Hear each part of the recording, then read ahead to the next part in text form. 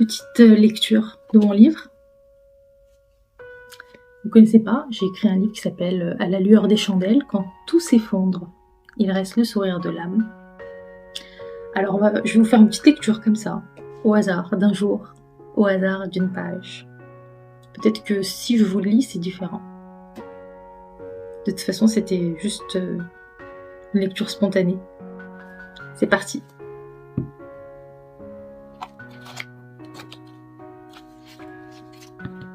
Ici.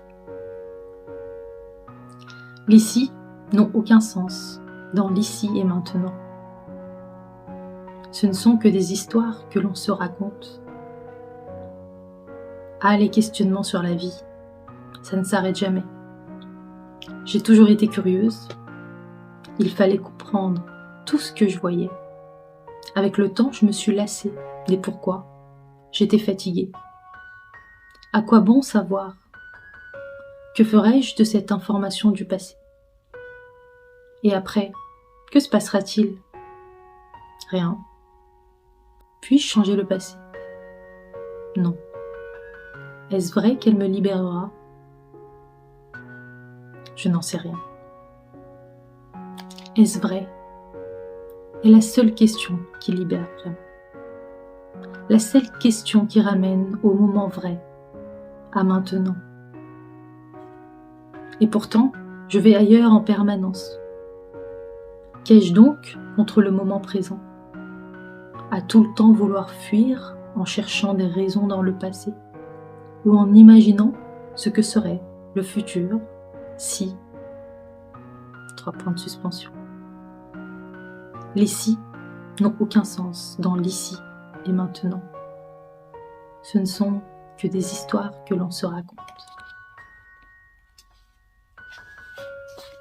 Être intime avec son fonctionnement, c'est voir cela. Voir que oui, c'est vrai, j'aime les histoires. Et que toute ma vie est une histoire que je me raconte. Une histoire que j'entretiens. Et pire encore, une énorme histoire à laquelle je m'identifie.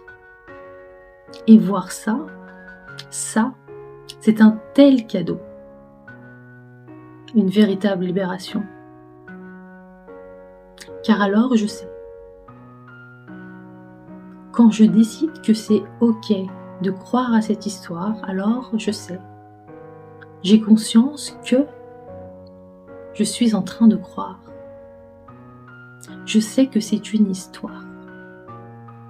Que ce n'est qu'une histoire. Et que les histoires, aussi vraies qu'elles puissent paraître, ont un début et une fin.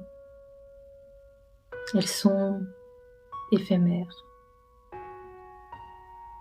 Ces histoires-là sont des petites histoires qui se fondent dans la grande histoire. Ces histoires-là sont éphémères, oui, l'ami. Mais la grande histoire, elle, est sans début ni fin. Elle porte une autre couleur, une autre saveur. Tu ne peux pas la saisir.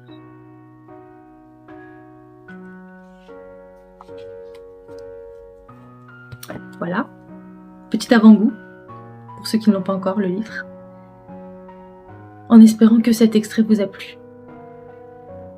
À très vite.